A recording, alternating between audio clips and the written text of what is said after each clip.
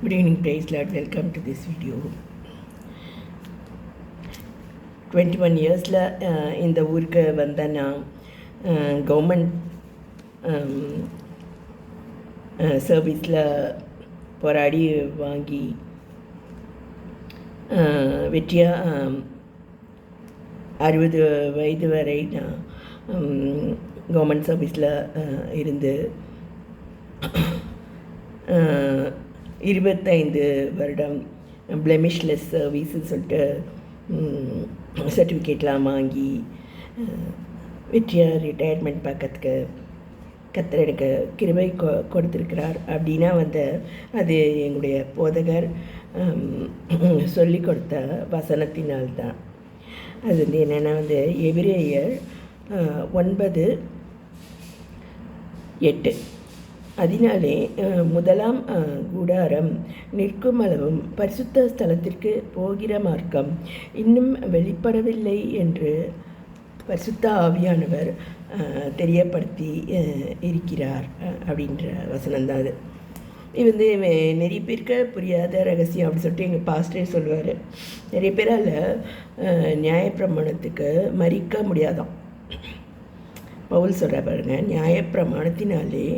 நியாயப்பிரமாணத்துக்கு மறித்தேனே அப்படி சொல்லிட்டு சொல்வார். அது மாதிரி ஒரு அனுபவம் நிறைய பேருக்கு இல்லாதனால அவங்க ஹோலினஸ் மூமெண்ட்டு அது இதுன்ட்டு அவங்க பேசுவாங்க. ஸோ அதெல்லாம் ஒரு சுய நீதியை தான் அது குறிக்குது அப்படின்னு அவர் சொல்வார். அவருடைய பாடம் தான் இதனால தான் நான் ரொம்ப நாள் கஷ்டப்பட்டுட்டு இருந்தேன். அது வீட்டில் நமக்கு போதிச்சிருப்பாங்க, அம்மாவுக்கு கீழ்ப்படியணும், அம்மா சொல்கிறதெல்லாம் நம்ம கேட்கணும் அப்படின்ட்டு நமக்கு இருக்கோம். ஸோ அதை மீறி நம்ம செயல்படணும் அப்படின்னா இந்த வசனம் நமக்கு தெரியணும். ஸோ நியாயப்பிரமாணத்திற்கு மறிக்க வேணும். நியாயப்பிரமாணங்கிறது முதலாம் கூடாரம். அதை தாண்டி நம்ம அடுத்த லெவலுக்கு போனால் தான் பரிசுத்த ஸ்தலத்துக்கு நம்ம போக முடியும். ஸோ நானும் தேவனும் அப்படின்னு சொல்லிட்டு அந்த பரிசுத்த ஜீவியத்தை காத்துக்கொள்ளணும். அதுக்கு தடையாக இன்னொருத்தர் வராங்கன்னா அவங்கள எதிர்த்து நிற்க உங்களுக்கு திராணி இருக்கணும் இல்லையா? அதுதான் எங்களுடைய போதகர் சொல்லி கொடுத்தாரு.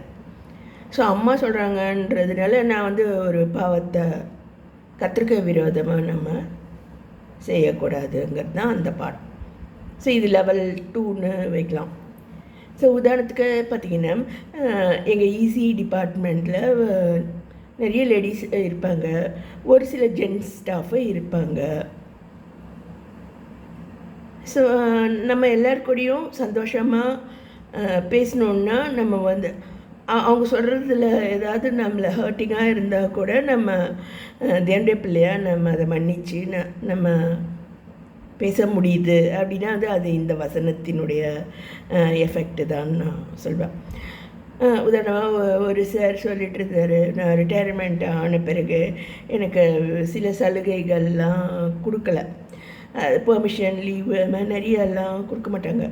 ஸோ நீங்கள் எக்ஸ்ட்ரா பீரியடை ஒர்க் பண்ணுறதுனால எக்ஸ்ட்ரா ஒர்க்கு செய்யுங்க அப்படின்னு சொல்லுவாங்க. ஸோ அந்த சார் என்ன சொன்னார்னா, அண்டர்ஸ்டாண்டிங்கில் தான் வண்டி ஓடும் அப்படின்ற மாதிரி அவர் சொன்னார். So give and take policy அது இதுன்ட்டு சொல்லுவாங்க. ஸோ நம்ம அதை பிலீவ் பண்ணது இல்லை. ஸோ நான் சொன்னேன்னா எங்கள் சர்ச்சில் கூட சொன்னாங்க, மிஸ் அண்டர்ஸ்டாண்டிங்னா இளம் பெண் கீழே நிற்கிறாள் அப்படின்ட்டு டிரான்ஸ்லேட் ஆகுது அப்படின்ட்டு சொல்லி சிரிக்கிறாங்க சார் அப்படின்ட்டு. பொதுவாக ஜோவியலாக அதாவது உனக்கும் வேண்டாம் எனக்கும் வேண்டான்ட்டு நடுத்தரமாக நான் பேசிட்டு கடந்து சென்றுடுவேன். புரியுதுங்களா? உலக மக்கள் கூட பேசும்போது, அதாவது எதிர்ப்பாளினரோடு பேசும்போது இதுமாரி நடுத்தரமாக பேசிட்டு விட்டுடுவேன். ஏன்னா எனக்கு பணம் அதெல்லாம் முக்கியம் கிடையாது, கர்த்தரோட உள்ள சமாதான பரிசுத்த ஜீவியம் தான் எனக்கு முக்கியம். அதுபோல் பல சம்பவங்கள் நடந்திருக்கு. பொதுவாக எதிர்ப்பாளினரோட பேசினாக்கா அதை சந்தேகமாக தான் நினைப்பாங்க. இந்த ஊரில் இல்லை அமெரிக்காவுக்கே நீங்கள் போனீங்கனாலும் அப்படி தான் நினைப்பாங்க. ஹஸ்பண்டே வந்து அப்படி தான் நினைப்பார். அவங்க அப்பா கூட பேசினா கூட தப்பாக நினைப்பாங்க, இல்லை நம்ம சித்தப்பா கூட பேசினாலும் அதையும் தப்பாக தான் நினைப்பாங்க, தாத்தா கூட பேசினாலும் அதையும் தப்பாக தான் நினைப்பாங்க. அது மாதிரியான தேவனுடைய ஞானங்களை தேடி பெற்றுக்கொள்ளாத மக்கள் அப்படி தான் இருப்பாங்க. தேவனுடைய ஞானங்களை அவங்களுக்கு புரியாது. அன்லஸ் அது வந்து ஒரு மலையேற்றம் போலன்னு நம்ம சொல்லலாம். ஏதோ ஒரு அகெயின்ஸ்ட் கிராவிட்டி நம்ம ஒர்க் பண்ணணும். இல்லை தண்ணி வந்து பள்ளத்தை நோக்கி தான் பாயும். எப்பவுமே சிந்தனை வந்து அது மாதிரி தான் போகும்.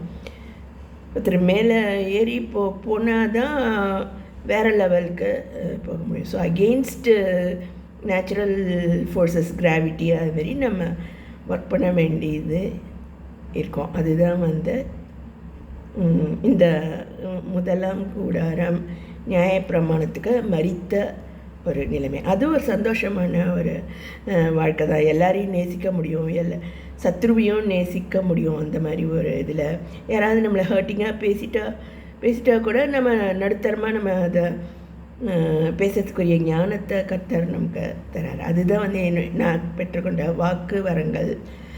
அதெல்லாம் வந்து இந்த மாதிரி ஒரு மலையேற்ற ஜீவியத்தில் தான் வந்து செயல்படுது. இதை நான் ஷேர் பண்ண விரும்புகிறேன்.